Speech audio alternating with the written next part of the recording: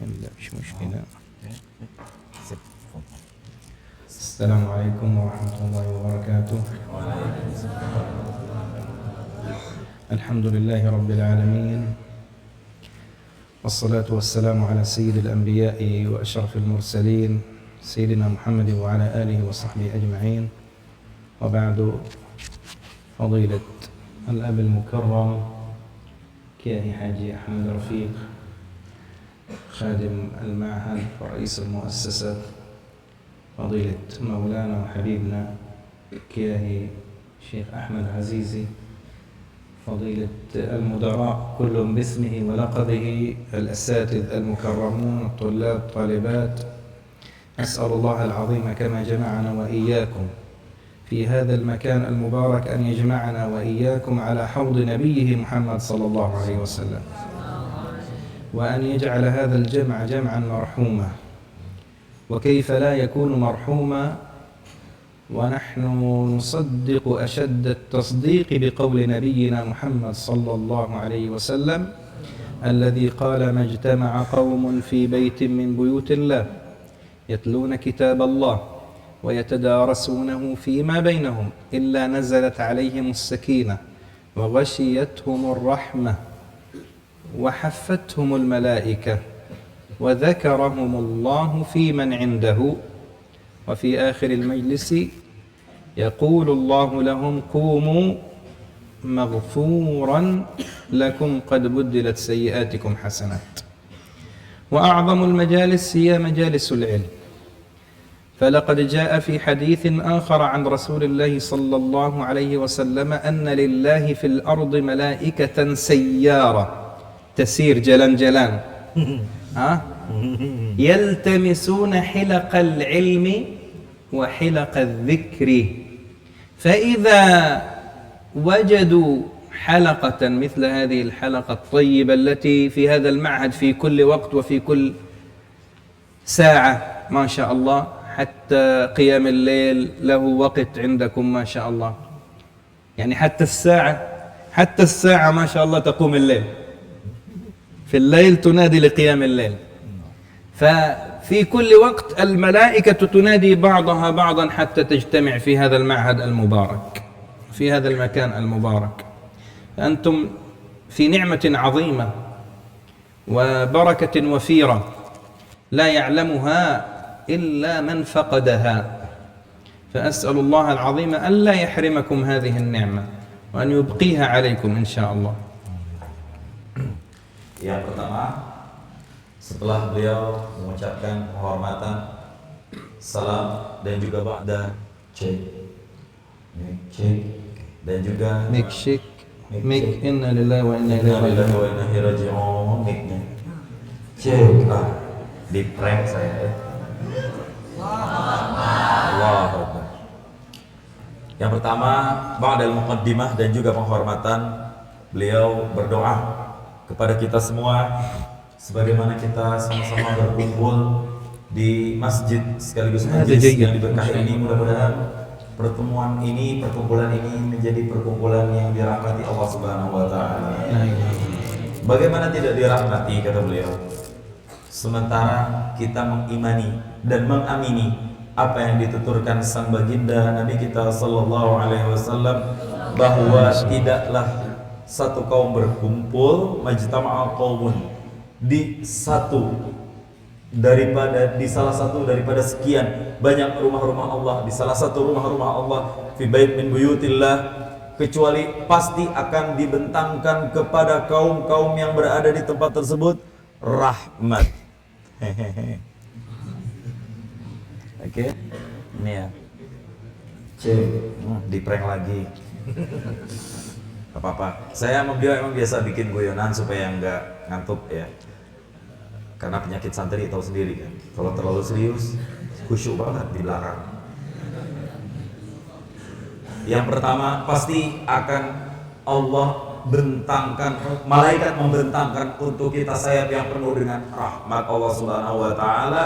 Kita duduk di sini juga insya Allah akan diampuni dosanya oleh Allah Subhanahu wa taala, dan nanti kita juga akan kelak disebut di sisi Allah Subhanahu wa taala. Seraya Allah pun memfirmankan, Kumu maghfuran lakum.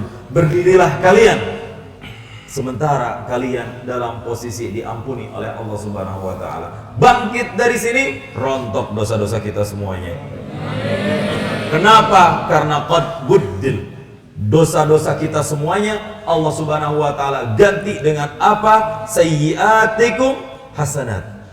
Kejelekan-kejelekan kita akan Allah tukar dengan kebaikan. Jadi semuanya dapat pahala semuanya. Sementara dalam riwayat yang lain, sang baginda sallallahu alaihi wasallam juga pernah menyabdakan, dan ini hadisnya sahih dalam riwayat Muslim juga ada, bahwa Allah Subhanahu wa taala itu menciptakan malaikat sayyarah. Nanti kalau kita belajar kelas 1 tahu sayyaratun mobil. Oh, berarti ada ya Allah ciptakan malaikat yang naik mobil. Enggak. Jadi ismul malaikah sayyarah, mustaq min sayyarah, artinya jalan-jalan berkeliling-keliling ya. Tapi keliling-kelilingnya bukan laisa bi mobil. Aywa, jalan-jalan. Jalan-jalan. Keliling ya. Nah, ini malaikat dalam hadisnya panjang ya. Tapi tugasnya adalah mencari dan mendeteksi, dibekali radar malaikat tersebut. Radar ini hanya untuk mencari dua, majlisul ilmi wa majlisul dzikri. Malaikat ini hanya mencari majelis ilmu dan juga majelis zikir, di mana ada pertemuan, di mana ada perkumpulan, yang di situ ada kerumunan-kerumunan penuh dengan ilmu, kerumunan-kerumunan yang penuh dengan wirid. Maka malaikat ini kalau mendapatkan akan menyeru semuanya dan melapor kepada Allah Subhanahu wa taala. Disitulah kita mendapatkan rahmat dari Allah Subhanahu wa taala. Masya Allah, kita berkerumun diampuni oleh Allah Subhanahu wa taala ya. Kalau ketahuan polisi malah lain cerita ya. Tidak arafu syurta bil jamaah misal hada kisah akhar maulana. La, hada majlis ilm insyaallah. Hada majlis ilm insyaallah. Jadi awal akhir beliau menjelaskan bahwa kita semua berada fi ni'matin azimah. Kalian semuanya santri Ainur Rafiq ini berada di nikmat yang sangat agung, nikmat yang sangat sempurna, berkahan yang paling indah. Karena apa? Enggak ada siapapun yang meluputkan kesempatan untuk berada di sini kecuali orang-orang tersebut adalah orang-orang yang merugi. وحتى الوقت ما يضيع منا، أنا كنت سأتحدث أولا عن التحفيظ. تحدثنا عن العلم في خطبة الجمعة، لكن ما تحدثنا عن، أنا وجدت يعني أريد أتحدث لأني وجدت هذا ما شاء الله يكتب ما شاء الله. فقلنا نتكلم عن أيضا الأساليب التي يحفظ فيها العلم قبل أن نتحدث في هذا الموضوع. العلم قلنا له أهمية كبيرة، وهذا ليس من قولنا وإنما هو من قول الله ومن قول رسول الله. لكن ربنا سبحانه وتعالى لما أنزل أول آية على قلب النبي عليه الصلاة والسلام لم تكن أقيم الصلاة، حج البيت، صم رمضان. أول ما نزل من القرآن يوحي أن أول شيء ينزل من القرآن وأول أمر يوحي بأن هذا الأمر عظيم، ومن شدة عظمته وفضله الله أنزله أول آية قال له ماذا؟ اقرأ باسم ربك الذي خلق إذن الوسيلة الأولى للعلم اقرأ وربك الأكرم. إذا أردت الكرامة والتكريم قال أول وسيلة لا بد لك فيها للتعلم القراءة. تقرأ، تحاول تقرأ كل الدرس، لا تقرأ فقط من أجل الدرس ومن أجل الواجب، بل تقرأ من أجل الفهم ومن أجل الحفظ ومن أجل الاجتهاد. فإذا أردت الكرامة في العلم والتكريم اقرأ وربك تريد كرامة؟ اقرأ، كلما قرأت كلما زاد الفهم. لكن أيضا القراءة لها ضوابط، لا بد أن تقرأ على شيخ مثل هؤلاء الأساتذة المتمكنين، لأن من كان الكتاب أستاذه فخطأه أكبر من صوابه.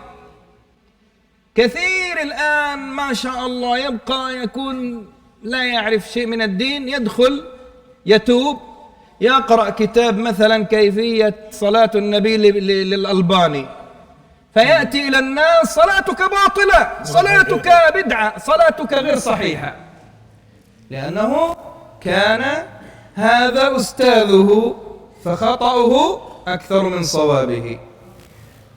والذي لم يوجد له أستاذ والكتاب أستاذه دون معرفة الصحيحة لأساليب التعلم، قال فالشيطان هو أستاذه. إذن القراءة مهمة للتعلم، والقراءة لها ضوابط، لا بد أن تقرأ على شيخ مجيز متمكن مجاز، مثل المشايخ سافروا إلى اليمن وسافروا إلى معاهد وإلى جامعات حتى ينهلوا العلم ويعطوكم العلم على أصوله. إذن أول وسيلة هي القراءة. الوسيلة الثانية، انظروا، القرآن أمر بالعلم ثم أعطانا وسائل العلم في أول 5 آيات من القرآن. كيف نتعلم؟ اقرأ وربك الأكرم الذي علم بالقلم. الوسيلة الثانية ايه؟ بنسيل ولا بنسيل؟ بولبن. ايه؟ بولبنا. بولبينا بولبن ولا بولبنا نفس المعنى. بولبينا بالسندة؟ بنا. لكن بالمدورة بلبط. بطلط. بطلط بالترقيق ليس بالتفخيم. إذا الوسيلة الثانية القلم. ومن عظمة القلم ربنا أقسم بالقلم، قال نون والقلم وما مثل ما تكتب. الوسيلة الثانية قال كل ما تسمعه من شرح من الأساتذة والعلماء اكتب، لأن العلم بذلك يحفظ، وبدون القراءة وبدون الكتابة والتسطير والتدوين العلم يضيع وينسى.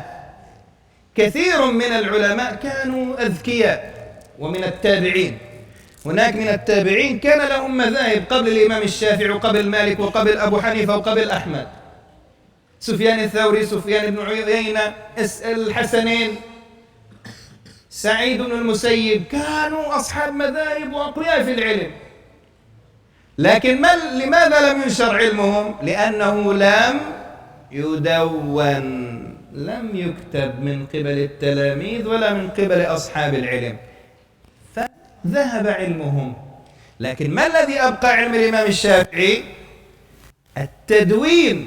سيدنا الإمام الشافعي لما كان طالب صغير كان لا يملك حتى ما يشتري به القلم والقرطاس، يكتب على الأرض على التراب ثم يحفظ. إذن وسيلة العلم الثانية إيه؟ الكتابة. الذي علم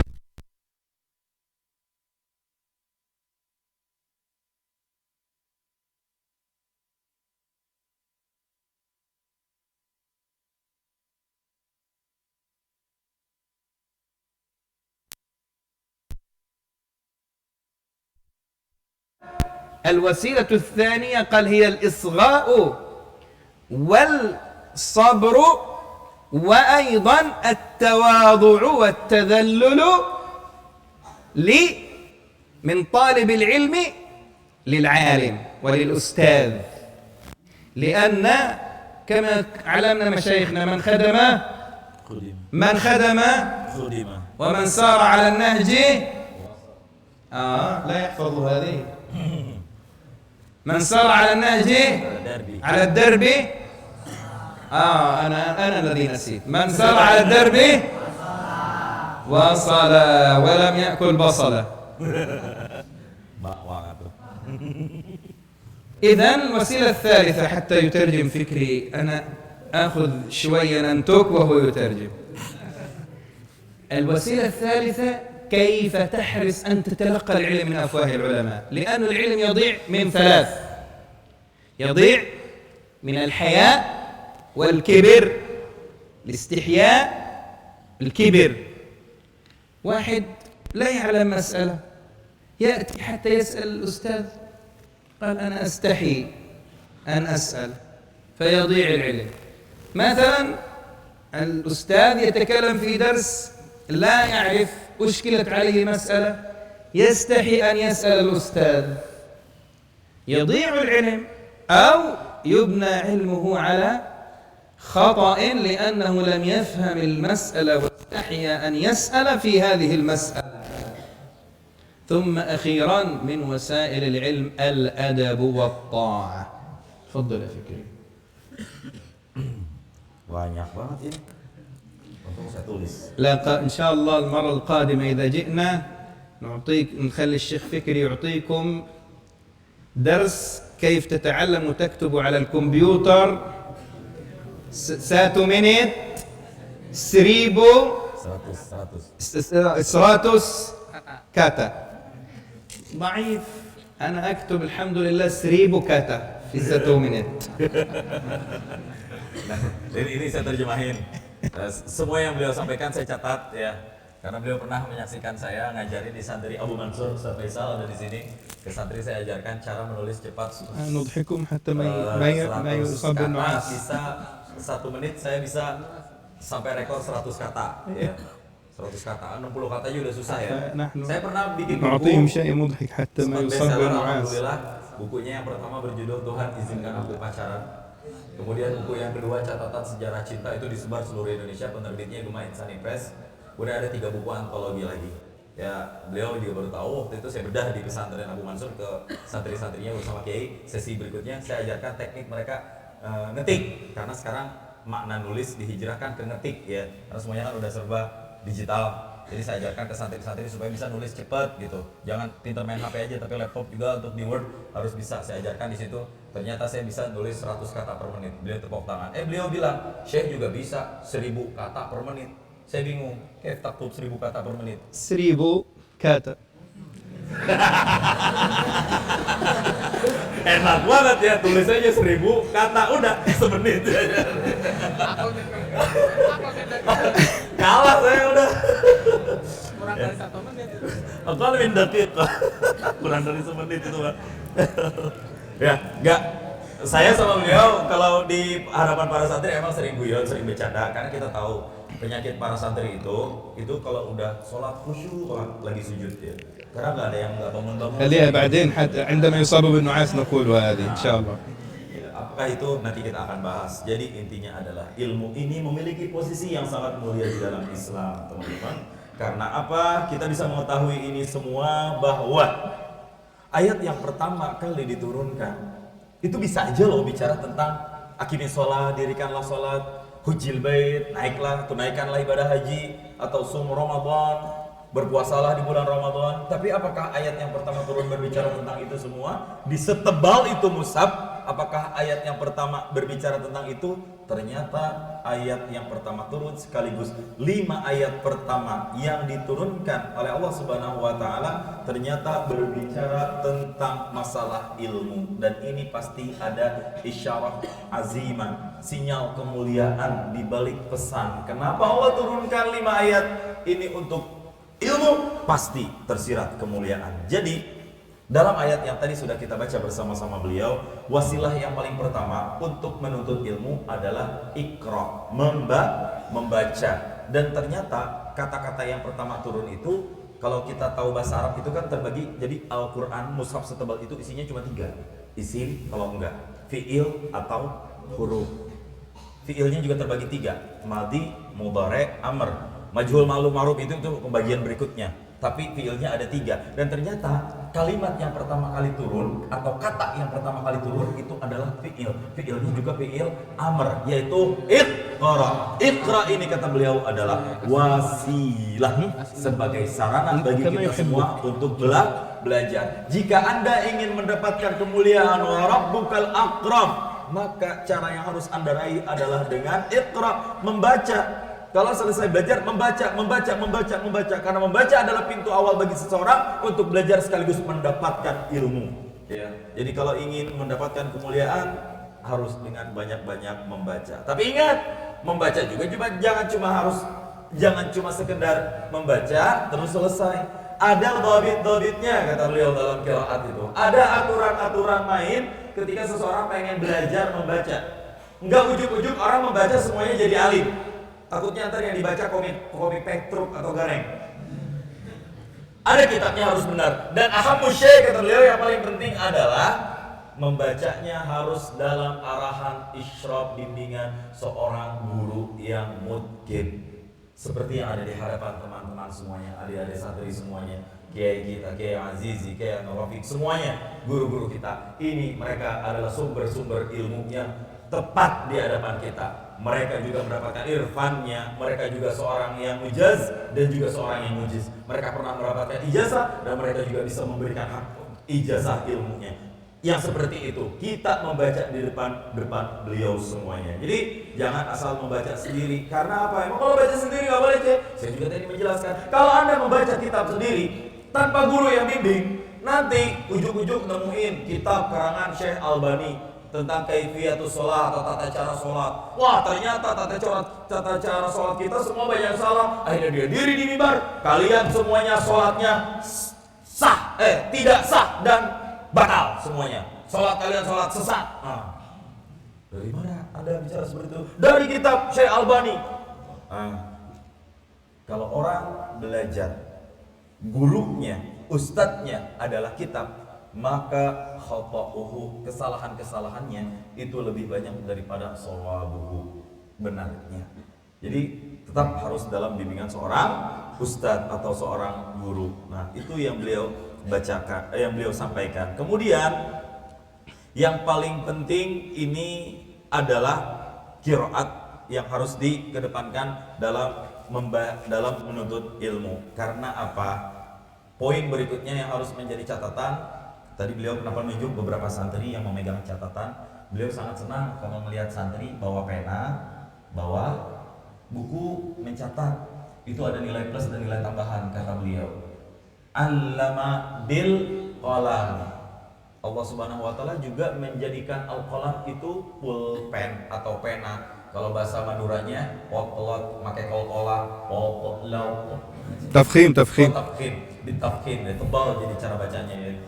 Itu kenapa disebutkan? Karena ada pesan mulia di balik pena yang kalian jadikan sarana untuk mencatat. Karena apa? Ilmu itu bisa jadi hilang.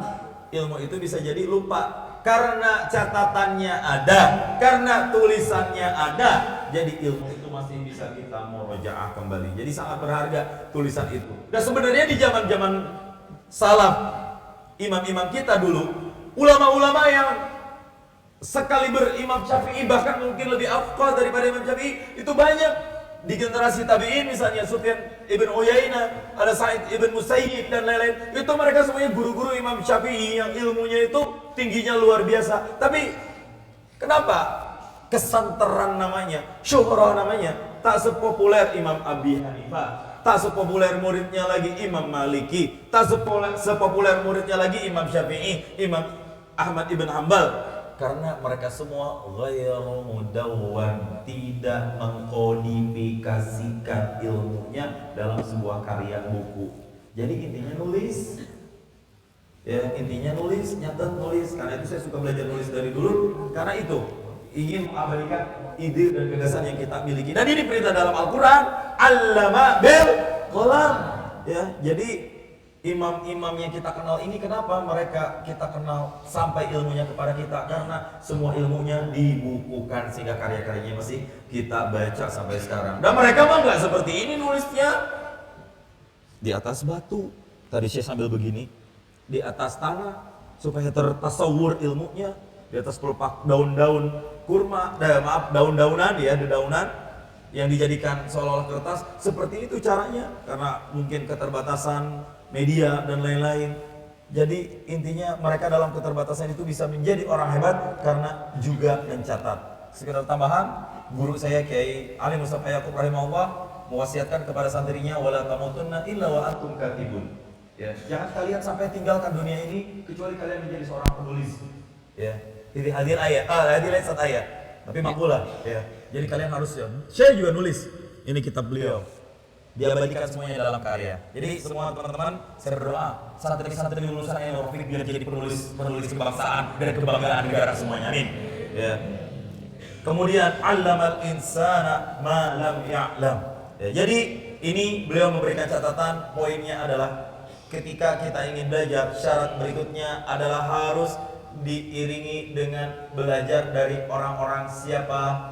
Min afwahil ulama, dari bibir-bibir para ulama yang memang kredibel. Dan kewajiban bagi kita ketika belajar adalah harus mengedepankan tawadhu, ya. Harus nurut sama guru. Kiai kalau diarahkan, saya mengatakan man khodama khudima, barang siapa yang berkhidmat kepada guru-guru kita, suatu saat nanti kalau kalian punya pondok pesantren, kalian pun akan dikhidmatkan oleh santri kalian, ya.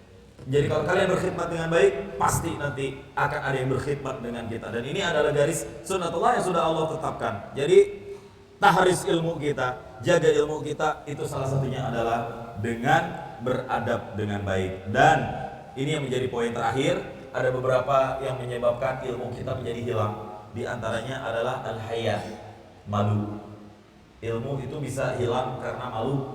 Malu bertanya, sesat di kamar mandi, di jalan sesat, kamar mandi sesat, ya. Jadi banyak bertanya, bikin guru kita aktif dengan banyak bertanya. Syekh dalam kesempatan yang lain sering menjelaskan bahwa ciri-ciri santri yang paham itu banyak bertanya. Maulana min alamatil fahmi fid dars kasratus soal Maulana. Banyak nanya tanda dia pintar. Jadi jangan malu, ya. Kemudian al-kibar, sombong. Ini juga jangan. Iblis itu ulama besar. Tapi kenapa bisa jadi seperti ini? Karena kesombongan yang ada di hatinya. Ya, beliau sering menjelaskan seperti itu juga. Al-kibr, tadi beliau menjelaskan, kalau udah alim, jangan sampai sombong, harus tawadhu, harus rendah hati. Dan yang paling terakhir, juga tetap kedepankan al-adab, tata krama, etika sopan santun kepada guru-guru kita. ثم الوسيلة الأخيرة وضوح الهدف. وضوح الهدف هذه مهمة لنا جميعا. لابد لكل طالب وطالبة أن يكون لديهم هدف. ما هو هدفي من التعلم؟ ماذا سأصبح؟ إذا كان عندك هدف تنظر إلى هذا الهدف، بل تجتهد حتى تصل إلى هذا الهدف. إذا كان هدفك أن تصبح عالم، ستجتهد في طلب العلم وعلوم الشريعة حتى تصبح عالم. هدفك كيف تكون طبيب، ستجتهد حتى تصل إلى أن تكون طبيب. مهندس كذلك. فإذا لم يكن عند الإنسان هدف لن يجتهد حتى يصل إلى مبتغاه. لذلك لابد أن يكون لكل طالب، لكل طالبة منا هدفه في الحياة عندما يكبر. لا يكن هدفك عندما تكبر مثل بعض الناس. يعني الفرق بيننا وبين الأوروبيين، كانوا يعلموننا في الجامعة في مواد التربية أن أوروبا، مع أنه نحن المسلمين أهل العلم وأعطينا أوروبا العلم، طالب منذ السنة الأولى، منذ 6 سنوات عمر، وهو أول ما يسأل من المدرس أو المدرسة: ماذا تريد أن تصبح عندما تكبر؟ فتصبح حاسة التفكير لدى الطالب. أنا أريد أن أكون مهندس، طبيب، طيار، أريد أن أكون عالم، أريد أن أكون ضابط، أريد أن أكون قاضي. فعندما يولد لدى الطفل ولدى الطالب هدف يشعر بأنه لابد أن يصل إليه. لكن نحن للأسف في زمن الذي تخلينا فيه عن العلم، يعني بعض الطلاب نحن نسأل طالبات، نسأل واحدة طالبة نقول لها: ماذا تريد أن تصبحي في معهد عندما تكبري؟ قالت أريد أن أكون زوجة وأم صالحة. ما شاء الله، تفكير نكاح ما في تفكير في علم. فهذا هدف، هذا ليس هدف، هذا سنة الله. ستتزوج لا محالة، لكن كيف أصبح عالم ومجتهد؟ كيف أنفع أمة الإسلام بالعلم؟ لابد يكون عندي هدف. إذا لم يكن عندك هدف تأتي مسكين إلى المعهد، الأب يأتي بالولد رغم أنفه ضعف في المعهد عند الدرس ما شاء الله، طالب المجتهد صاحب الهدف يكتب مثل هذا، يكتب ما شاء الله. طالب مسكين مثلي عند الدرس تدور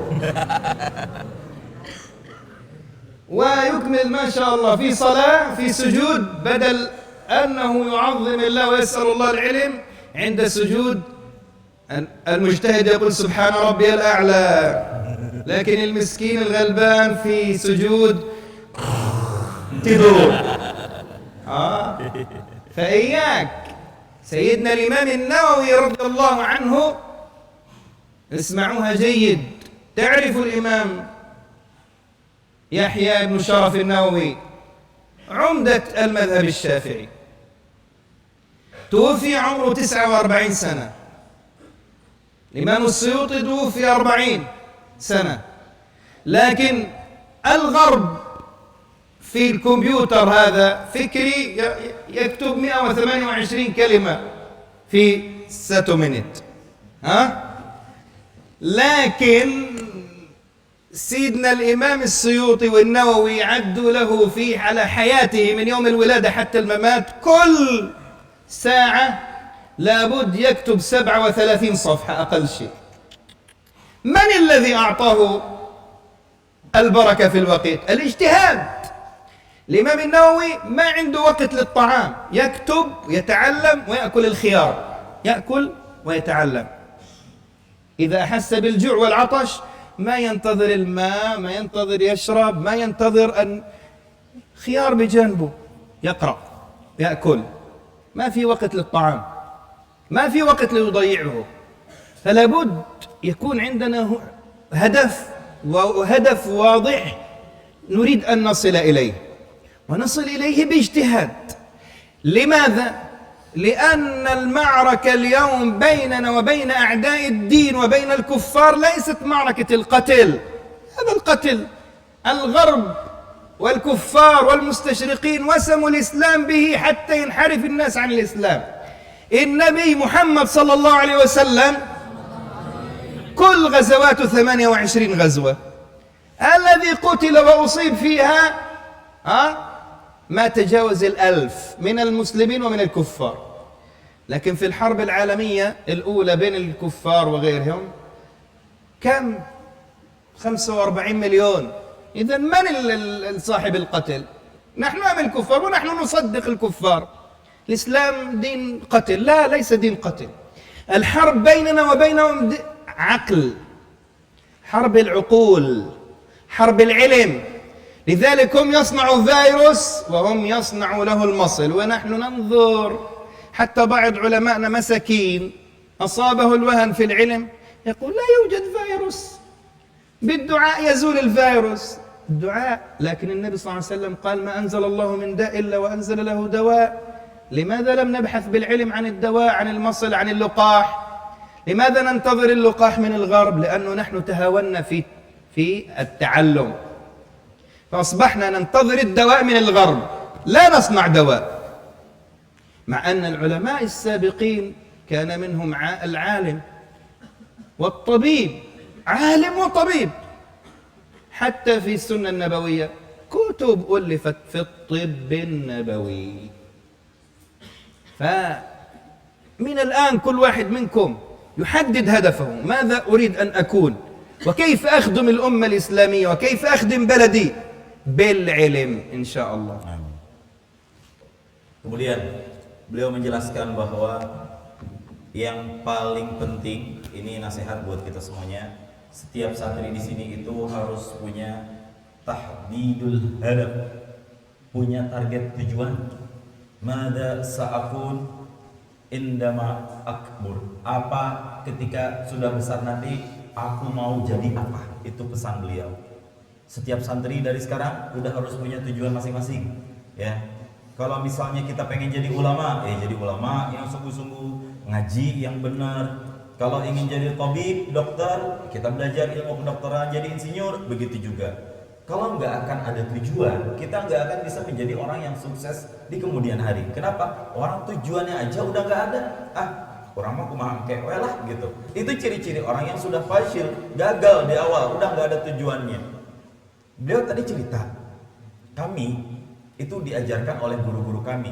Bedanya kita dengan orang Barat, orang-orang Eropa itu apa? Orang-orang Eropa, guru-guru kelas 6 SD. Maaf, kelas 6 SD. Kelas 1 SD, umur 6 tahun.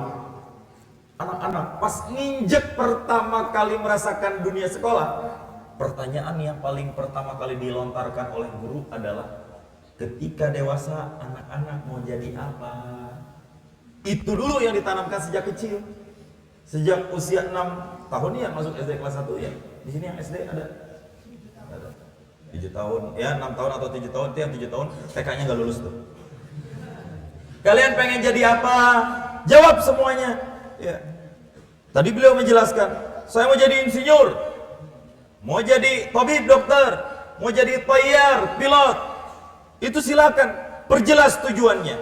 Tapi sayangnya, ini beliau cerita di salah satu pesantren, kita anonimkan namanya. Beliau nanya ke santriwati, nih yang dibalik hijab hijau, mohon dengarkan baik-baik suara saya yang pas-pasan ini. Pernah ditanya santriwati, kalian pengen jadi apa? Oh, santri semuanya kan pada lirik-lirik. Diulang lagi pertanyaannya. Saya juga yang terjemahin waktu itu. Kalian semuanya pengen jadi apa? Dijawabnya kompak. Pengen jadi zaujatun solihatun. Pengen jadi istri yang soleha. Ngedenger jawaban kayak gitu saya cuma, pengen jadi istri yang soleha. Kalau begitu, ntar ditanya sama santri. Kalau misalnya santri yang nanya, mau pengen jadi apa sih? Aku pengen jadi istri soleha. Ya udah, kalau gitu apa aja yang jadi suaminya?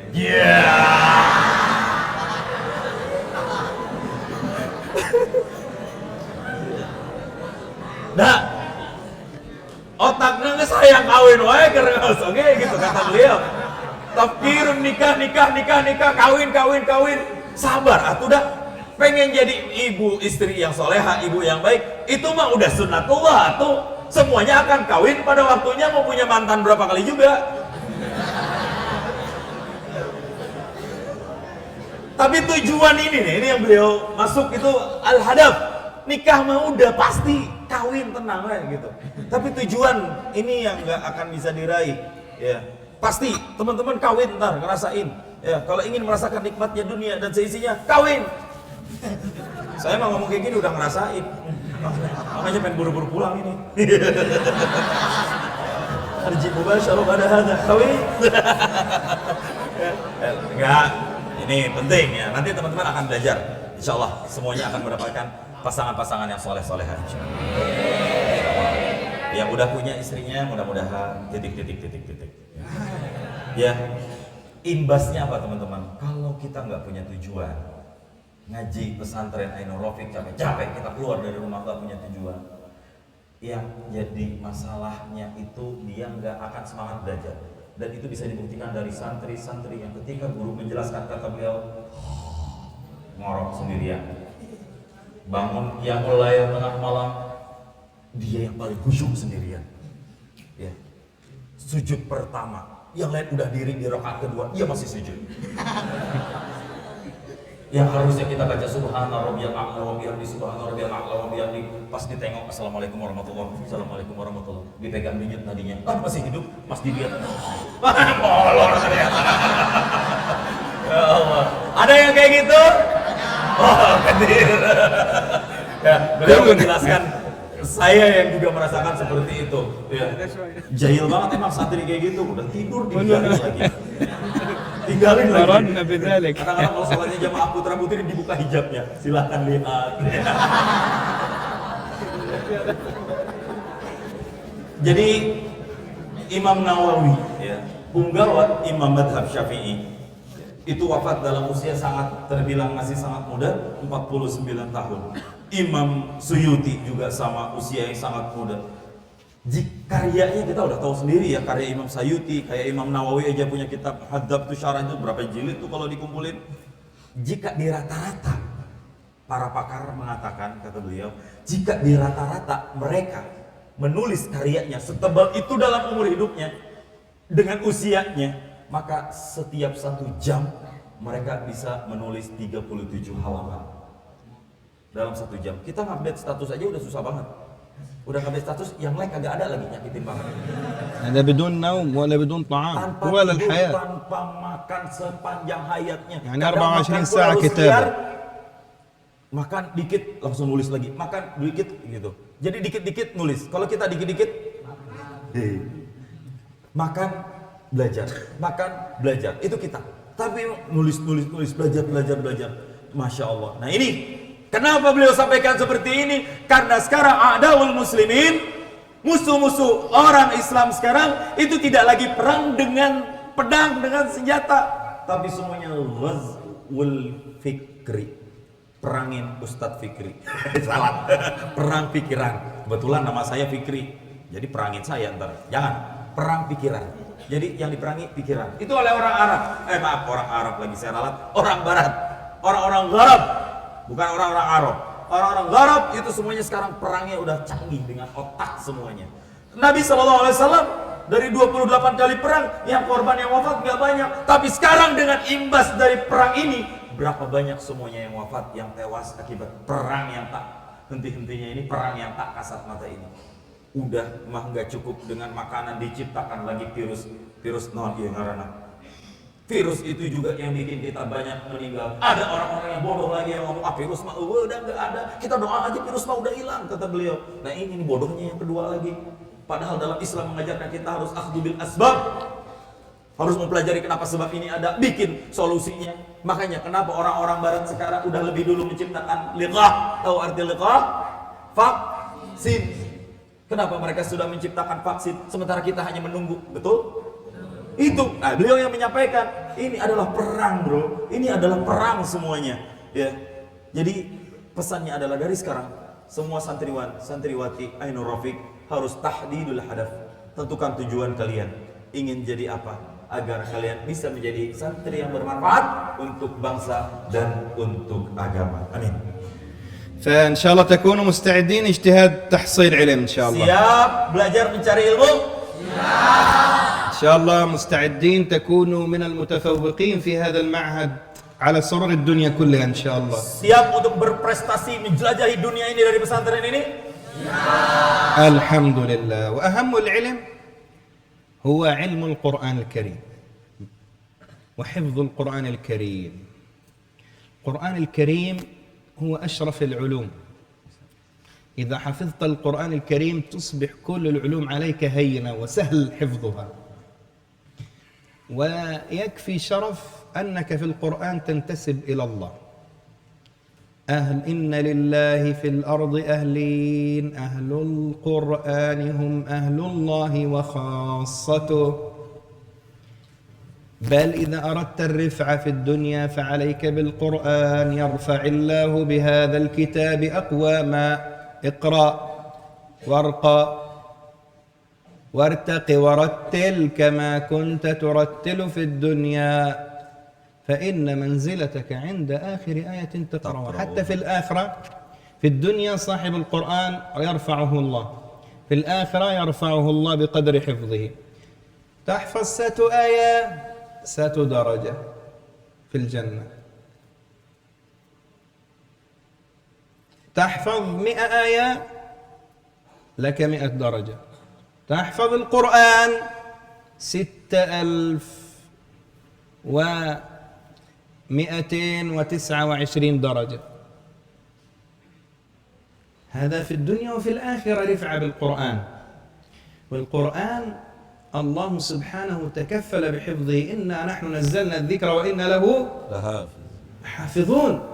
فلا بد لنا في المعاهد كلها، نحن نريد أن ننشر الفقير في كل معهد في كل مكان يذهب إليه. نحن نريد أن يكون في كل بيت من بيوت أندونيسيا حافظة للقرآن الكريم. Amin. وبداية الحفظ لابد يكون من المعهد. أول ما تبتدئ إلا مع القرآن، لأن الله سبحانه وتعالى تكفل إذا حفظت القرآن أن يحفظ عليك عقلك. علماءنا قالوا بالتجربة منذ الزمن الأول حتى الآن حافظ القرآن لا يخرف، لا يصاب بالخرف، لا يصاب بالزهايمر. قال ليش؟ لأن الله تكفل بحفظ من حفظ القرآن. فلا بد لنا أن نحفظ القرآن الكريم، نهتم بحفظ القرآن الكريم. في أندونيسيا بلد طيب، الناس طيب، فطرة طيبة جدا. معاهد ذهبنا إليها جلسنا فيها 3 شهر، ما شاء الله 3 شهر طالبات كله حفظ قرآن كريم، يوحي بفطرة سليمة. بعض معاهد ذهبنا إليه في بندوس حفلان قرآن كريم سوسة تومودة سوسة سوسة تومودة. أنا أريد السؤال أنتم باش اسمع، حفلان قرآن كريم سوسة تومودة هذا يقولها ما شاء الله بالتفخيم سوسو. سوسة ولا سوسو؟ سوسة سوسة. حفلان قرآن كريم سوسة تومودة. النساء سوسة تومودة سنترواتي. أنا أنا سمعت إجابة مثل الميت في القبر يقول له الملك من ربك يقول ها. Ya kayak mayat di dalam kubur ditanya man rabbuka entar.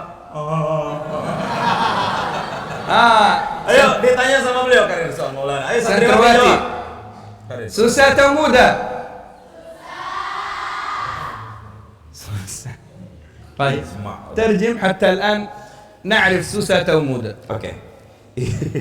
Jadi kita udah bicara masalah keutamaan ilmu. Nah ini baru masuk ke tema. Dan ilmu semuanya penting. Ilmu semuanya penting. Oke?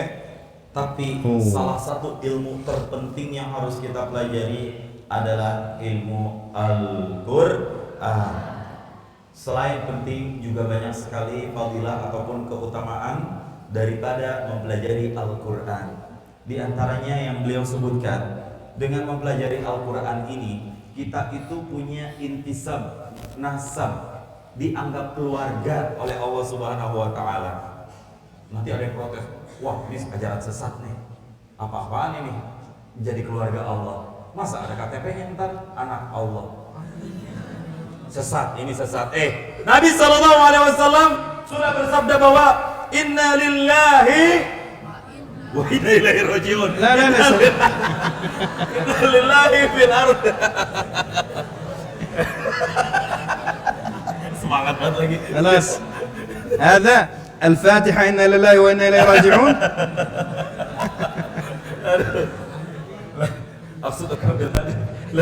Saya pengen baca hadis malah dijawab inna lillahi wa inna ilaihi rajiun. Aduh, ini kalian tuh bikin saya ngundang deh, pengen minum. Aus. Karena kalau nggak semangat kayak gini pasti ngantuk. Saya siap berkorban demi kalian. Aku maaf. Inna lillahi, sesungguhnya Allah Subhanahu wa taala di bumi ini fil ard memiliki ahli, keluarga-keluarga. Siapa yang dimaksud manhum ya Rasulullah? Sahabat bertanya, siapa yang dimaksud keluarga itu? Mereka adalah ahlul Quran, orang-orang yang ahli Al-Quran. Hum ahlullahi wa khassatuh. Mereka adalah keluarga Allah wa khassatuh, dan menjadi orang yang dalam tanda kutip orang dalam, orang dekatnya Allah Subhanahu wa taala. Masya Allah. Nabi yang mengatakan ini. Nabi yang menyabdakan ini. Jadi ketika kita menjadi orang yang ahlul Quran dari pondok ini, kita dianggap menjadi keluarga Allah Subhanahu wa taala. Dan konsekuensi yang namanya keluarga, sejelek, seburuk, sebanyak aibnya apapun dia, pasti kita bela. Kalian kalau punya saudara gimana sih kalau dia sakit, kalau dia butuh, kalau dia apa-apa, pasti diusahakan untuk menolong. Begitu juga kalau kita jadi hamba Allah, plus dianggap jadi keluarga Allah. Kalau kita ada apa-apa, maknya ditelantarkan ke Gusti Allah. Seperti itulah ahlullah. Kemudian dalam riwayat yang lain tadi beliau menjelaskan, Iqra, dengan membaca Al-Quran, Iqra, bacalah kalian Al-Quran. Warqa, naiklah kalian, wartaki, dan meninggilah kalian. Jadi ketika kita membaca Al-Quran, satu ayat yang kita baca itu terus membawa kita satu pahala yang mendekatkan pada Allah. Karena apa? Karena akhir daripada kemuliaan kita itu terletak pada ayat akhir ayat taqra'uha yang kalian baca. Jadi satu ayat satu pahala, 100 ayat 100 pahala. Seperti itu seterusnya. Dari 6.200-an lebih ayat di dalam Al-Quran, semuanya itu akan menjadi pahala untuk kita semuanya. Beliau menjelaskan, kata beliau, saya sering keliling ke Indonesia. Misi saya sebenarnya cuma satu, kata beliau. Saya ingin minimal di Indonesia sebagai bangsa yang memiliki fitrah salimah ini, saya minimal ingin di setiap rumah yang ada di Indonesia ini memiliki minimal penghuninya satu orang bisa menghafal Quran. Bukan satu desa satu hafiz, tapi beliau lebih ekstrim lagi. Satu rumah satu hafiz. Satu hafiz, dua yani. Dua, satu rumah satu hafiz. Kullu bait alal aqal hafiz. Isnin, wahid wa wahida. Dua, berarti satu, laki-laki dan perempuan. Ya, kalau misalnya ada, berarti suami istri itu udah harus boleh hafiz-hafizah itu. Itu misi beliau. Ya, dan beliau ingin hulu dari semua ini berada dari pondok pesantren. Cikal bakal ini semua dari pondok pesantren. Ya. Kalau kalian menghafal Quran, kata beliau, sebagaimana Allah turunkan Al-Quran, wa inna lahu lahafizun, dan Allah juga yang menjaga Al-Quran tersebut, maka orang-orang yang di dalam otak, di dalam akalnya ada Quran, itu akan Allah jaga. Karena itu beliau mengatakan, orang yang hafal Quran nggak akan pikun. Tahu pikun? Tahu pikun? Ringan sama dijijik, berat sama dipikun. Oh, dipikul. Dipikul Pak. Itu pikul namanya. Oh, pukul. Masih konsen, alhamdulillah. Pikun, nggak akan pikun yang hafal Al-Quran, ya. Dan Indonesia ini, kata beliau, negara yang sangat indah. Beliau kemana-mana, jalan-jalan, keliling, pernah ngajar di pondok pesantren di Bogor, Al-Bayan. Beliau ngajar 3 bulan, santri wati hafal Quran 30 juz di tangan beliau, dengan metode yang ada di dalam kitab Tafiz ini. Di Bondowoso juga begitu. Beliau datang sana 20 hari, kemudian beliau ajarkan teknik dan metodenya, mereka semua hafal Quran dan sekarang jadi muhafiz. Bukan hafiz, tapi muhafiz. Kalau hafiz hafal Al-Quran, kelar. Tapi muhafiz, dia hafal, dia bikin orang lain bisa ikut hafal, kalau muhafiz. Jadi kalian di sini jangan jadi hafiz, tapi jadi muhafiz. Biar yang lain hafiz, tapi nahnu muhafiz. Siap? Insya Allah. Dan fitrah di Indonesia ini adalah bangsa yang memiliki keluhuran, budi pekerti, kebersihan hati. Jadi ini semua menjadi satu investasi untuk menelurkan para penghafal Quran. Ya, kan hati kita pada umumnya, kata beliau, masih fitrah salimah. Baik. Soal dari beliau nih ya, tadi udah dijawab semua nih. Susah ya? Susah atau mudah tadi? Oke. Ijma Ma'had Ainur Rafiq susah Maulana. Lakin man asdaq, nahnu am billah. Oke, beliau pengen nanya, tapi siapa yang benar? Kita atau Allah nih? Man asdaq, nahnu am billah. Kita yang benar atau Allah yang benar? Siapa yang benar?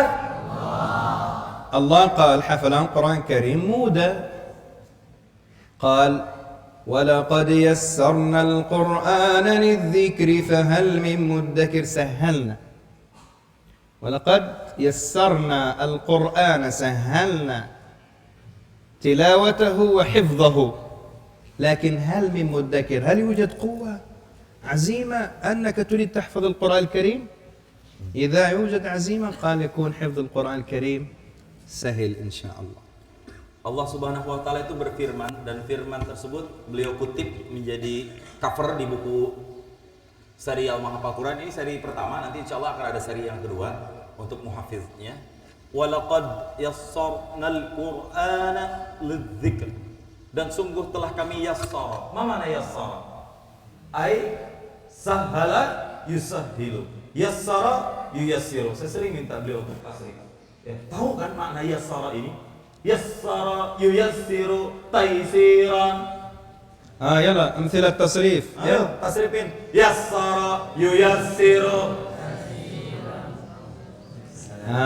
تداحف الأمثلة التصريف. Yassara yuyassiru taysiran taysiratan taysaran tisaran muyassaran fahuwa wadaka muyassarun muyassarun. Makna akhir sahala yusahilu tashilan tashilatan tashalan tisalan musahalan bahwa musahilun wadaka musahalun sahilan tusahil musahalun musahalun. 256 wazan dalam kitab Amsilah Tasrif ya. Semua kitabnya ada di luar kepala saya. Nah iya tuh, masa di dalam kepala. Itu harus kita hafal kalau kita pengen bisa bahasa Arab insya Allah. Semuanya hafiz dan mungkin bahasa Arab nanti insya Allah ya. Nah, yassara maknanya adalah memudahkan, dan Allah yang memfirmankan bahwa kami sudah memudahkan Al-Quran. Jadi siapa yang benar? Kita atau Allah? Kita atau Allah? Tadi kita bilang pas ditanya katanya susah, tapi beliau menyatakan Allah itu memfirmankan mudah. Siapa yang benar? Kita atau Allah? Jadi yang menjadi masalah, fahal min mudzakir, mau nggak ngapalin itu? Ya, Allah mah udah menyebut bahwa menghafal Quran mah mudah. Dah yang bikin susah bukan Allah, tapi oke. Jadi menghafal Quran itu mudah. طيب كيف نحفظ القرآن Oke, الكريم؟ sekarang kita masuk metodenya. Cara ngapalinnya gimana? أولا لابد من وجود العزيمة القوية. ثانيا وجود المدرس المعلم الذي تحفظ، لأن القرآن أخذ بالتلقي والتلقي. أنا أقرأ يعني أتكلم بسرعة لأنه ما في وقت. ثم من وسائل الحفظ 4 احفظوها جيد أو اكتبوها. أول شيء مصحف خصوص، مصحف خاص لك، اكتب عليه اسمك لأنك عند الحفظ سيكون معك رفيق وصديق. ثانيا قلم رصاص، إذا أخطأت لأنه عند التسميع للحفظ أنت تعطي مصحفك لمن يقوم بالاستماع لك، حتى في قلم الرصاص يقوم بوضع الخط على الخطأ أو الدقرة. ثالثا وجود منافس صديق، مثلا كل واحد لابد يكون معه صديق يتنافس. إذا وجد المنافس تكون عندك رغبة في الحفظ أكثر. حافظ صفحة يقوم بالتسميع ويحفظ صفحة، أنا أحفظ 2، أحفظ 2 3 4 5، بعد ذلك إيه؟ نوم. فالتنافس هو الذي يجعل الإنسان يزيد في الحفظ. وأخيرا دفتر تقوم فيه في المتابعة، موجود معنا في السيارة دفتر إن شاء الله نعطيه للشيخ حتى يقوم بطباعته باسم المعهد لكم وتقوم بالمتابعة، لأنه بوجود المتابعة تعرف ماذا حفظت ماذا ستحفظ، سيكون سهل عليكم إن شاء الله. الآن فكري يقوم بالترجمة مع الشرح إن شاء الله حتى نعطي بعد ذلك كيفية الحفظ. Kemudian untuk menghafal Quran, 2 langkah yang harus dipersiapkan. Yang pertama persiapkan di dalam diri, yang kedua persiapannya dari internal. Yang pertama internal, yang kedua eksternal. Yang internal yang pertama harus ada azimah, atau bahasa lain itu himmah aliyah, semangat yang membuncah tinggi untuk menghafal. Manjadah wajadah, itu harus benar-benar ditanam. Saya bisa menghafal, saya bisa menghafal, saya bisa menghafal. Ya, semangatnya harus kuat, yakin bisa menghafal. Beliau meminta saya untuk menjelaskan panjang lebar. Kemudian yang kedua harus ada mudarris ataupun muhaffiz. Harus ada seorang guru yang bisa menjadi penyimak bacaan kita. Kalau kita salah, ya guru yang harus bertanggung jawab atas kesalahan kita. Itu fungsi guru. Ya, guru yang mungkin hafalannya. Ini harus ada guru, itu mutlak dalam menghafal Quran, gak bisa sendiri. Karena kalau sendiri nggak ada yang tahu bahwa bacaan kita salah, ya salah terus selamanya. Kemudian 4 media yang harus teman-teman miliki. 4 media yang harus teman-teman miliki dari sekarang. Yang pertama untuk menghafal adalah mushaf khusus. Mushaf khusus, ya, mushaf khusus seperti ini dijadikan ini seolah teman untuk kita. Kemanapun kita jalan, kemanapun kita berada, kecuali di tempat-tempat yang tak diizinkan, seperti kamar mandi misalnya, itu jangan dibawa. Tapi secara umum tempat kita ingin sambil menunggu makan, sambil menunggu waktu sholat, azan dan iqamah, ini jadiin temen kemana-mana. Karena itu mushafnya khusus untuk dihafal dan nggak boleh gonta-ganti. Dan jangan lupa kasih nama di mushafnya, ya, kasih nama di dalamnya atau di pinggirnya supaya nggak ketuker atau nggak diakui itu punya orang lain, ya. Karena penyakit santri itu pasti ketuker. Kalau nggak dibilang gosok, betul? Sempak aja saya udah berapa kali beli, hilang mulu. Ya, mohon maaf ya, saya juga 10 tahun lebih di pesantren ngerasain itu. Jadi penting dikasih nama supaya tidak ketuker, ya. Mushaf khusus, jadiin dia teman. Kemudian yang kedua, harus ada pensil. Kenapa pensil? Nanti akan saya jelaskan. Pensil bukan pulpen. Kalau pensil ini nanti fungsinya ketika nanti kita setoran ke guru, ternyata setoran salah, nanti guru akan ngasih kode-kode tertentu. Nanti akan saya jelaskan kodenya. Ya. Kalau pakai pena nanti nggak bisa dihapus, dihapusnya pakai tip X. Tip X nanti Quran kita perlu tip X. Jadi pakai pensil supaya bisa dihapus. Karena kalau pakai pena itu selamanya akan ada di situ. Kita baca ayat innal ladzina kafaru alaihim a'andzartahum. Ada yang lewat nggak? Innal ladzina kafaru alaihim a'andzartahum. Ada yang lewat nggak? Apa? Sawaun. Nah nanti guru kalau tahu sawaun, nanti itu dikasih tanda, nanti ada tanda bundar atau tanda strip. Kalau kesalahannya dia salah, dia salah, tapi kesalahannya dia bisa perbaiki sendiri, itu strip. Tapi kalau dia salah, nggak bisa diperbaiki, itu bundar. Berarti tandanya salahnya lebih lipat. Dalam satu halaman kalau udah ada 3 bundar, bulat, itu udah harus pulang lagi hafalannya, setorannya. Tapi kalau masih 5 strip misalnya, itu masih nggak apa-apa. Yaitu pentingnya punya pensil. Jadi kalau nanti skor kedua kalinya itu ya terus. Tapi kalau misalnya kita pakai pulpen, kalau dibunderin, kita bisa punya anaknya kan kalau dia Europe, tapi bisa bapaknya pas pulang, bapak dulu pas setoran salah ya di sawaul. Kok tahu tuh di pulpen? Nah, anak kita tahu kan jadinya. Panjang banget ya Tat ya, sampai ke anak-anak segala. Jadi intinya teman-teman harus tahu ya seperti itu. Yang ketiga, qarin ataupun shadiq, teman. Pasangan menghafal. Teman pasangan menghafal. Jadi setiap santri ini harus punya pasangannya masing-masing untuk menghafal. Yang santriwan dengan santriwan, yang santriwati dengan santriwati pasangannya. Kok ketawa sih? Iya maknya tuh pengen santriwati gitu. Enggak, sama pas udah sama istri kalian enak banget deh. Kalau hafiz-hafizah, qarin-qarinah. Asik. Nah, kan itu hafiz dari sekarang supaya dapat nanti doa hafizah. Amin. Teman pasangan untuk menghafal. Afwan, man ismuka? Muhammad Azmi Hashim Rashid. Oke. Muhammad Azmi Maulana. Ammar Azmi. Ammar Azmi, Masya Allah. Sama Syekh. Dipanggilnya Azmi. Oke. Azmi, anta? Rasya Azmi. Rasya Azmi. Ini jadi pasangan menghafal ala sabilil misal contohnya. Nanti Rasya setor ke Azmi. Azmi nanti pegang mushafnya punya Rasya. Rasya juga kalau mau setor ke Azmi, berarti Azmi pegang punya mushaf siapa? Rasya. Sebaliknya ketika Rasya disetor, Rasya pegang mushaf siapa? Mushaf Azmi. Seterusnya begitu. Karena apa? Adanya teman itu melatih kita untuk tanafus, bersaing, watasabuk, berlomba-lomba.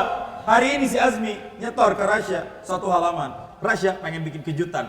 Hari berikutnya dia setor 2 halaman. Azmi langsung kaget. 2 halaman dia setor. Gak mau kalah aku sama si Rasya. Dia setor besok 3 halaman. Dia hafalin tengah malam. Hafalin 3 halaman. Rasya lihat si Azmi setor 3 halaman, langsung jantungnya Cornell. Gak mau kalah Rasya, hafalin dia 4 halaman. 4 halaman setor ke Azmi. Azmi nyimak, nambah lagi. Besok udah pada tahu nih, udah 4, 5 sepakat. Pas mau nyetor, dua-duanya ngantuk, tidur lagi dua-duanya. Nah, enggak apa, intinya apa? Itu ada semangat, ada teman. Nah, kalau Rasya sendiri, kalau Azmi sendiri, coba ngantuk. Kalau nggak punya teman ngantuk, nggak ada yang ngingetin. Ya, jadi itu fungsinya pasangan menghafal. Ya. Beliau juga pasti punya pasangan menghafal ketika waktu masih ngaji. Nanti murojaah juga ada babnya lagi, bab khas fil murojaah. Al-an fil hifzi awalan. Nanti yang terakhir adalah daftar. Daftar ini semacam buku report laporan, daftar ya. Tulis aja nggak apa-apa, bahasa Arab daftar. Nanti di sini ada semacam tabel ya, nama, nomor, ayat berapa sampai berapa, paraf guru. Jadi semuanya termonitor karena agama Islam itu agama yang murattab, munazzam, tertib, teratur, tertata rapi. Jadi semuanya harus ditata dengan rapi, sampai daftar ini juga harus ada. Ya, paham toh? Itu teknik dan metode cara untuk media, mohon maaf, media yang harus kalian persiapkan untuk menghafal Al-Qur'an. 4 yang harus disiapkan. Oke, طيب الآن كيف نحفظ القرآن الكريم؟ Oke, sekarang cara menghafalnya gimana? Nah, أول شيء عند الحفظ لابد ساعة وقت الحفظ هذا العقل إياك أن ينشغل عن شيء آخر. كان يقول لنا شيخنا رحمه الله: إذا دخلت في حفظ القرآن إياك أن تفكر في شيء آخر ولو كانت الطائرات تضرب الصواريخ بجانبك. ما شاء الله. فإذا دخلت وأنت فقط تفكير هم كيف تحفظ ستحفظ. ثم اقرأ الصفحة التي تريد أن تحفظها أول مرة بالتحقيق مثلا وانظر، امسك المصحف مثلا هكذا تقرأ وتضع اليد على كل حرف حتى يكن عندما تنظر إلى كل آية وكل كلمة تدخل إلى الماسح الضوئي والذاكرة المؤقتة في العقل. ثم بعد ذلك تفرغ من قراءة الصفحة في المرة الأولى، تضع شيء صفحة فاضي أمام أول سطر تريد أن تحفظ، تقرأ بالحذر: وإذا اعتزلتموهم وما يعبدون إلا الله وإذا اعتزلتموهم وما يعبدون إلا الله فأووا إلى الكهف، هكذا تقرأ شباب فتقرأ بسرعة 4-5 مرات، ما شاء الله تجد نفسك حفظت الآية في أقل من دقيقة.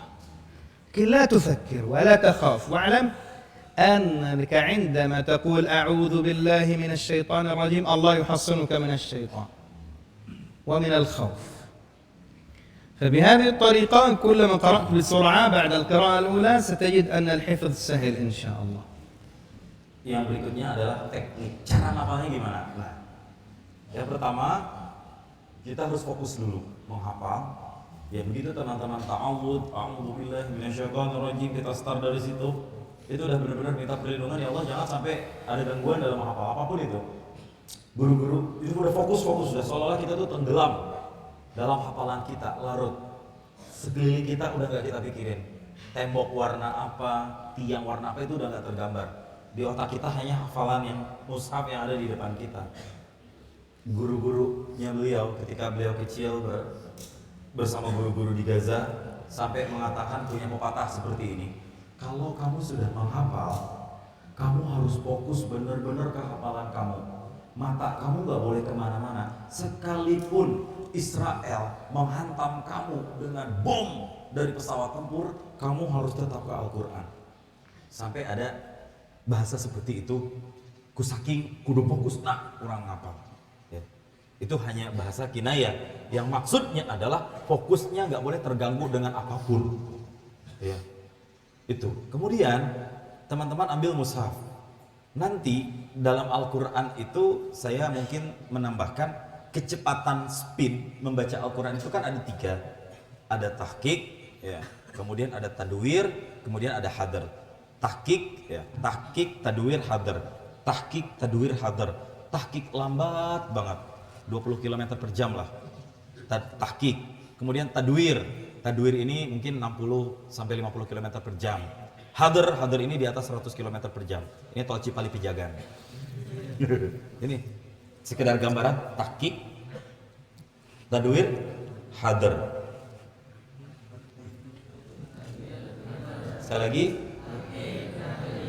3 kecepatan. Yang dipakai cuma ini dan ini enggak. Ketika teman-teman memegang mushaf, tadi beliau mencontohkan ya, mushaf dibuka, pertama teman-teman baca dulu misal ini ayat pertama deh. Saya mengambil ayat pertama dalam surah Al-Baqarah. Teman-teman baca dulu satu halaman dengan tahqiq. Innalladzina kafaru sawa'un 'alaihim.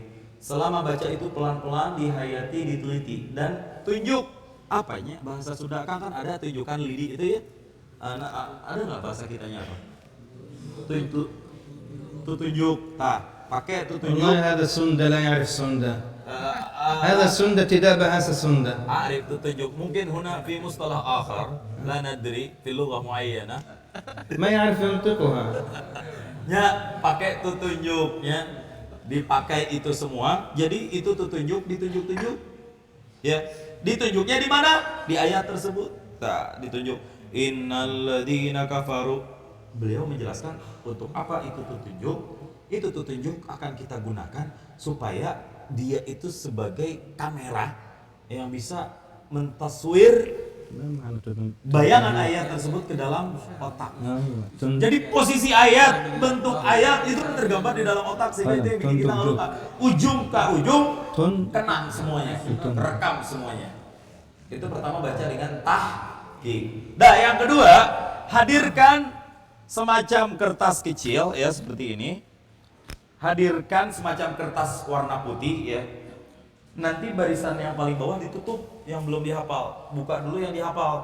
Misalnya ini kan pada ayat pertama yang teman-teman pasti sudah hafal lah ya. Nanti bacanya juga tahqiq, satu baris saja yang dibaca.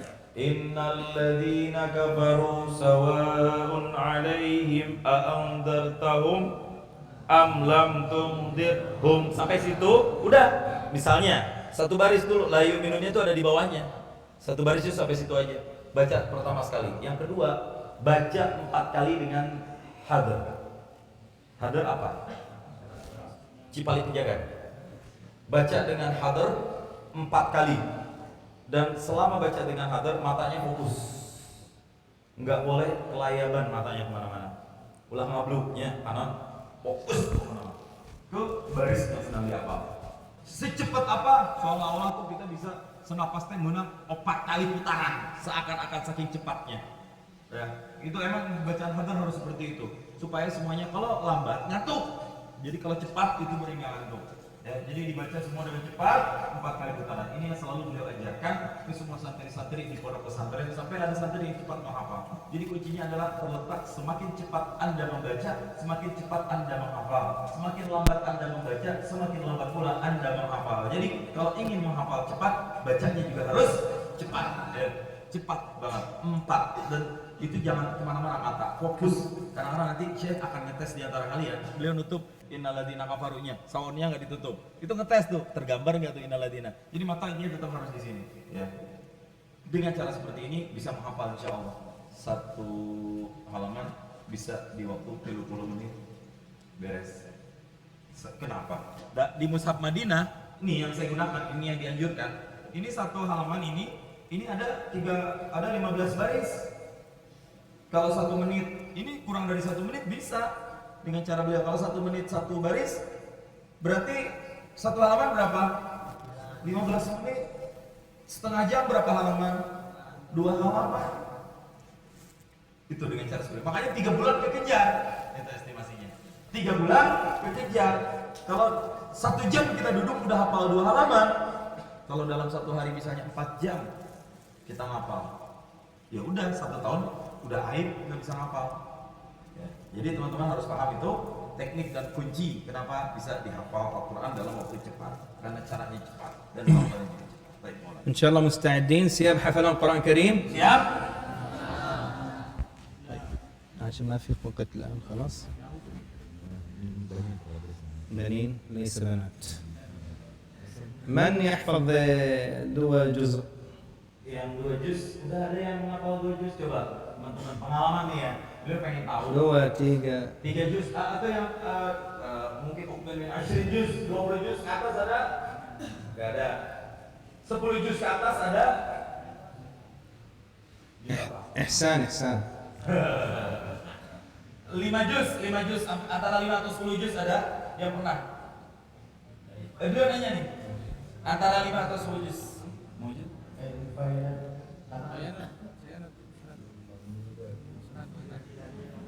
نعم Panggil aja, sini. تعال تعال Maju berapa? هيكل هيكل Haikal? تعال هنا Berkah ini yuk.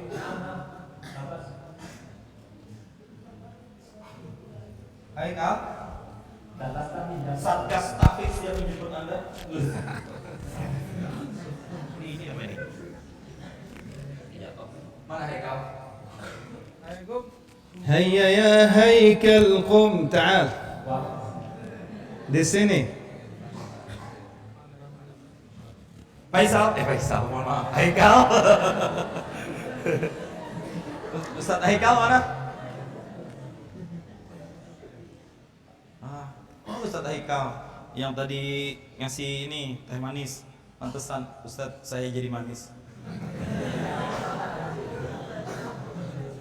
تعال هنا تعال Duduk di samping beliau. duduk Ustaz Haikal. Min aina Ustaz? هنا Min al-ard. Ustaz Haikal dari mana?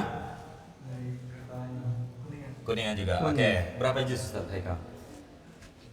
Yang udah pernah dihafal, meskipun mungkin nanti murojaahnya masih rada ini, tapi udah pernah berusaha untuk dihafal berapa juz? 10 juz. Oke. Dari 10 juz. Masyaallah jazakallahu Maulana. Beliau akan coba nanti tanya, Ustaz ikuti dengan arahan yang tadi diberikan. Al-an ayu fasli. Sadis wala mudabbir baru takharruj. تخرج Naam. Muhaffiz insyaallah. حفل هذه سورة الأنبياء حفل Yang ini udah pernah dihafalin sama Ya. Ustaz? Oke. اقرأ مثل الطريقة التي قلناها أول مرة بالتحقيق Oke, kita lihat ya. Kita timer, bener nggak nih? ولا Ya? تفكر بفكر Jangan mikir apapun, termasuk jangan mikirkan saya. Ngapain juga saya dipikirin? ولا تفكر فينا لا خوف Jangan الحمد pikir لله saya juga ya. ما شاء Saya الله mulu. قبل قليل أكلنا طعام كثير لن نأكله Oke, kita belum makan, tenang. Kita nggak akan makan Anda juga. Kita udah makan tadi, banyak lagi makannya. Oke, jadi jangan takut dimakan sama Syekh. Karena Syekh udah makan. Jadi baca yang seperti yang sudah dibacakan. Baca sekali dulu dengan pelan, baru nanti 4 kali dengan cepat. Mata tetap harus ke sini. Ini Ya, belum Allah. dihafal ya. Oke, timer akan saya mulai nanti ketika menghafal. Baca dulu sekali.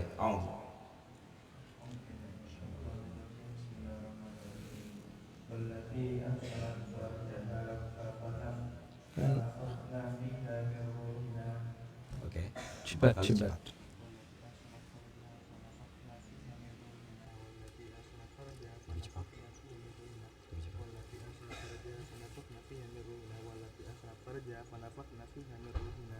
Lebih cepat. Terus mata ke situ terus.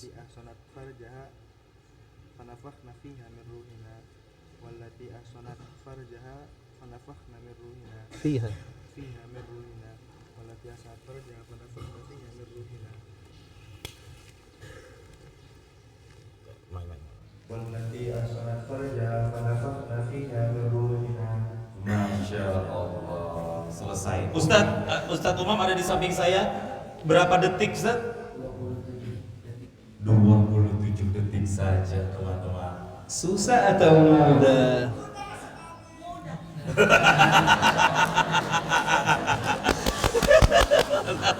Tapi pertanyaannya ke sini. Susah atau mudah? ayo Ustadz jawab. mudah إذن سوسة أو مودة سياب حفلان قرآن كريم الحمد إن شاء الله زيارة قادمة نريد نرى حفاظ حافظات في هذا المعهد إن شاء الله قولوا إن شاء الله طيب اغتناما للوقت Mungkin واحد في اسمه دانو دان بعد الإجازة ممكن عندهم أسئلة ما بقي وقت للمغرب Tamam. Oke, silakan Ustadz Faisal kembali ke habitat. Maksudnya ke tempat duduk. الله ما معي هدية Ya Ustadz, nanti hadiahnya nyusul لهيكل ya kalau ada rezeki. طيب الإجازة الآن في سورة الفاتحة أنا أقرأ أنتم تقرأوا خلفي Ikuti yang beliau bacakan. Surat Al-Fatihah. سندكم فيها إن شاء الله يكون 29. تصل إلى رسول الله 29. Ini yang ijazah Fatihah. أعوذ بالله من الشيطان الرجيم. Bikin bab khusus aja nanti untuk Al-Fatihah. Matiin mic biar fokus bikin judulnya baca surah Al-Fatihah. من الشيطان Matiin mic.